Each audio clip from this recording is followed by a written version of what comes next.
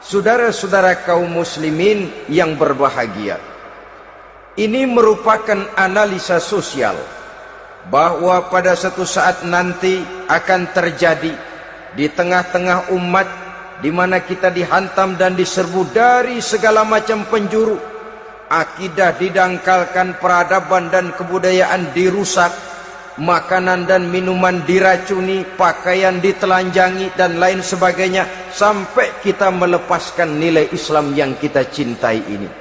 Kondisi sosial ini satu saat akan datang kepada kita. Demikian analisa dan peringatan dari Rasulullah sallallahu alaihi wasallam. Marilah sekarang kita melihat, adalah benar bahwa di zaman sekarang kita insya Allah tidak akan mengalami perang Badar sehebat yang pernah dialami oleh Rasul dan para sahabatnya. Tetapi sesungguhnya perang yang kita hadapi di zaman sekarang ini tidak kalah hebatnya dengan perang Badar, tidak kurang dahsyatnya dengan perang Uhud, tidak kurang ngerinya dari perang Khandaq. Hanya saja yang kita hadapi sekarang ini bukan ujung pedang, bukan ujung tombak, bukan ujung panah. Yang kita hadapi sekarang ini adalah perang akidah, perang ideologi, perang mempertahankan keyakinan. Yang kalau kita kalah sekarang, kita memang masih beragama. Tetapi anak kita, cucu kita, generasi yang akan hidup 5, 10, 20, 30 tahun yang akan datang, wallahu a'lam bissawab. Islam, saudara-saudaraku, tidak mungkin hilang dari dunia. Tetapi tidak mustahil Islam gulung tikar dari desa kita. Tidak mustahil Islam gulung tikar dari kampung dan kota kita, jikalau kita tidak menjaganya, jikalau kita tidak memeliharanya, bahkan jikalau kita tidak mewariskannya kepada anak-anak kita, generasi yang akan datang. Marilah kita mengingat sejenak bagaimana Islam di Spanyol yang pernah jaya, pernah mewarnai daratan Eropa, dan yang sekarang hanya sekedar tinggal ceritanya saja. Ini pernah diperingatkan oleh Rasul dalam satu hadis, sayati ala ummati zamanun la yabqal Islam illa ismun wala minal Quran illa rasmun. Akan datang satu masa di tengah umatku di mana pada masa itu Islam ada tapi hanya tinggal sekedar namanya saja, dan Quran pun ada tapi cuma sekedar tinggal tulisannya saja.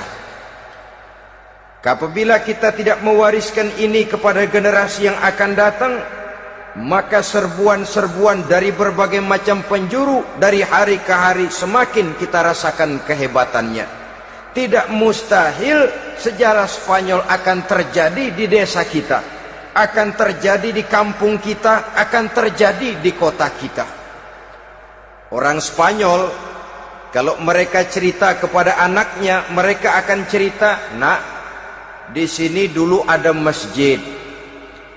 Kapan, Pak? Dulu bener dah. Banyak orang Islam kalau hari Jumat pada sembahyang, kapan itu, Pak? Dulu sekali. Sekarang cuma sekedar tinggal ceritanya saja.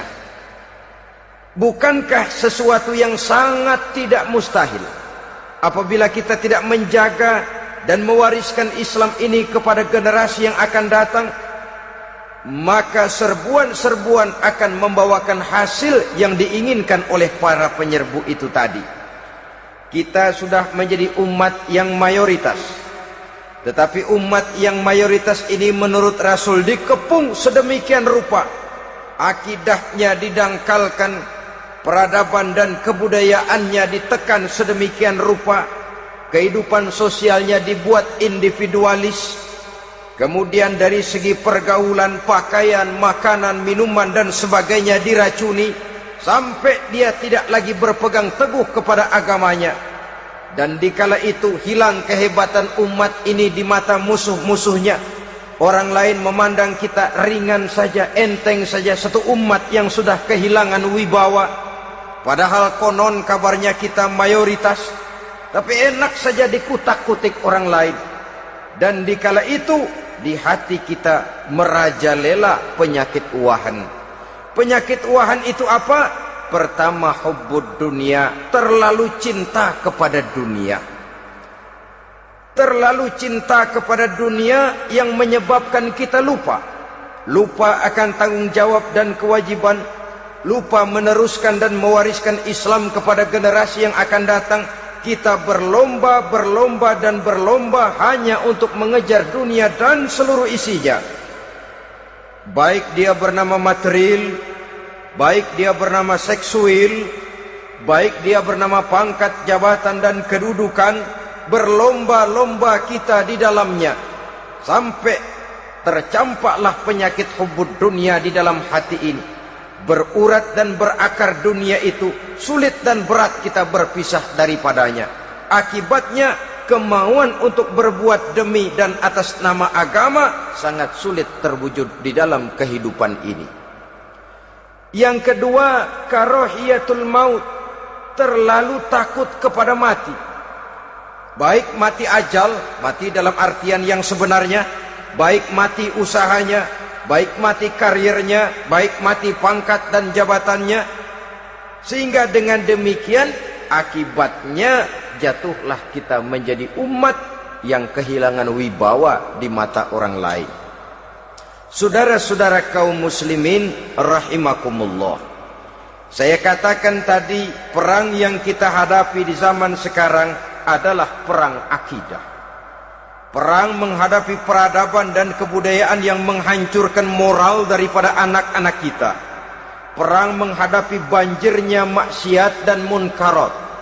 Yang di tengah-tengah itu, di samping berkewajiban menjaga diri dan keluarga, kita pun juga berkewajiban menjaga anak-anak kita, generasi yang akan datang.